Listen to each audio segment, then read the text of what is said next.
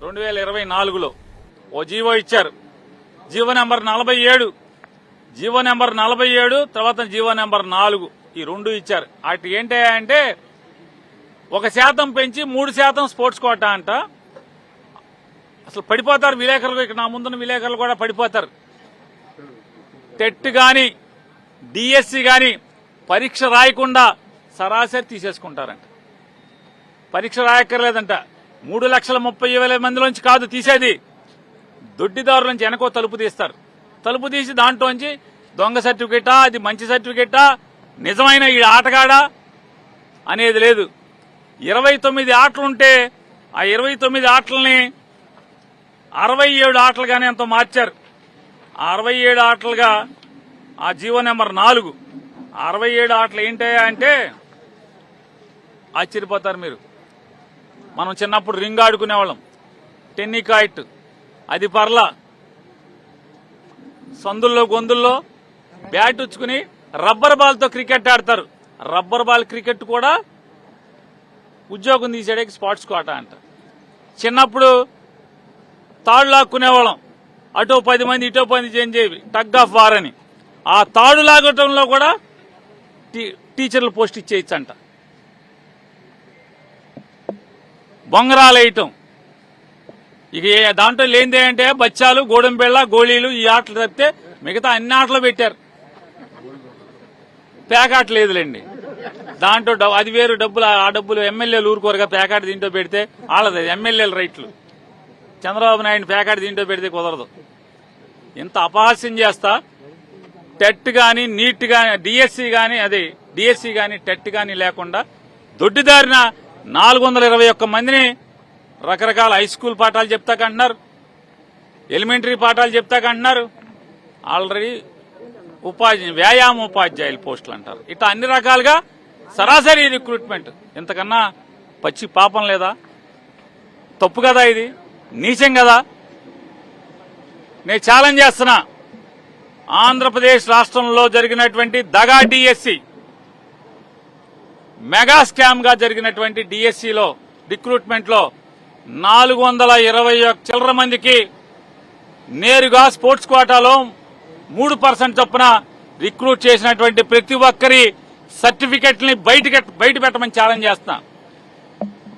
ఇన్నాడు ఏదో both are not same అని ఏదో చెప్తున్నావు రోజు సొల్లు కబుర్లు. ఛాలెంజ్ చేస్తున్నా, బోత్ ఆర్ నాట్ సేమ్ అని సినిమా డైలాగులు చెప్పడం కాదు. నీకు కలేజా ఉంటే, నిజాయితీగా రిక్రూట్మెంట్ చేశామని కనుక మీరు చెప్పగలిగితే, స్పోర్ట్స్ కోటాలో రిలీజ్ చేసినటువంటి ఎంపిక చేసినటువంటి 400 చిల్లర మంది ఉపాధ్యాయుల యొక్క స్పోర్ట్స్ కోటా సర్టిఫికెట్లు, వాళ్ళ డిఎస్సి టెట్ రాశారా, రాయలేదా, లేదా వాళ్ళది నిజంగా వాళ్ళు బీఈడీ చదువుకున్న సర్టిఫికెట్ ఎక్కడి నుంచి తెచ్చారు, ఏ కాలేజీలో పాస్ అయ్యారు, ఏ యూనివర్సిటీలో పాస్ అయ్యారు, ఎన్ని మార్కులతో పాస్ అయ్యారు, ఇలాంటి వివరాలన్నీ బయట పెట్టే దమ్ము మీకుందా అని అడుగుతున్నాను. మెరిట్ లిస్టే బయట పెట్టేటువంటి సినిమా మీ దగ్గర లేదు, ఇంక సినిమా డైలాగులు చెప్పుకోవటం ఎందుకు? మెరిట్ లిస్ట్ బయట పెట్టే సినిమా మీ దగ్గర లేదు, స్పోర్ట్స్ కోటా పెట్టేటువంటి సినిమా మీ దగ్గర లేదు. బోత్ ఆర్ నాట్ సేమ్ అంటారు. Cinema and Lokesh are not same.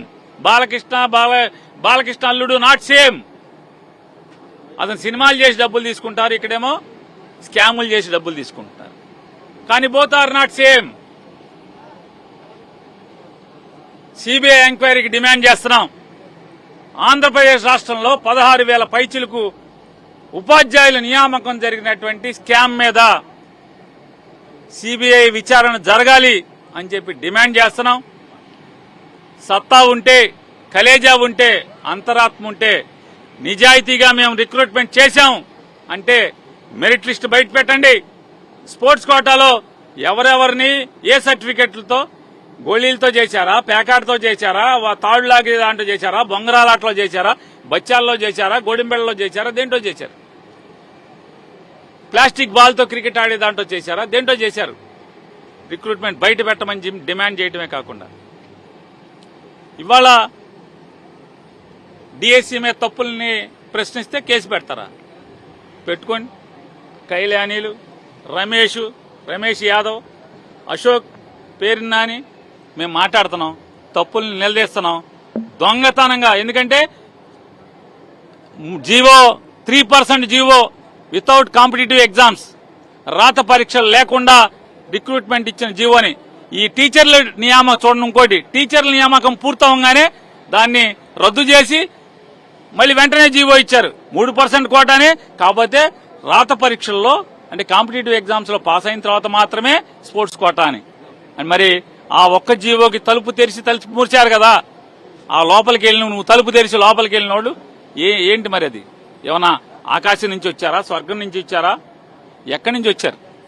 వాళ్ళ రిక్రూట్మెంట్, టీచర్ల రిక్రూట్మెంట్ వరకు మాత్రమే, కాంపిటేటివ్ ఎగ్జామ్ లేకుండా, డిఎస్సి లేకుండా, టెట్ లేకుండా, ఏమీ లేకుండా లోపలికి వచ్చేసేసి టీచర్లు అయిపోతారు స్పోర్ట్స్ కోటా కింద.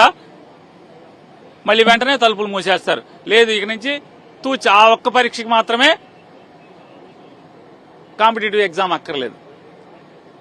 ఈ తప్పుడు పనులు కట్టిపెట్టి ఏదైతే తప్పుడు సర్టిఫికేట్లు, మెరిట్ లిస్టును వెంటనే డిక్లేర్ చేయాలి.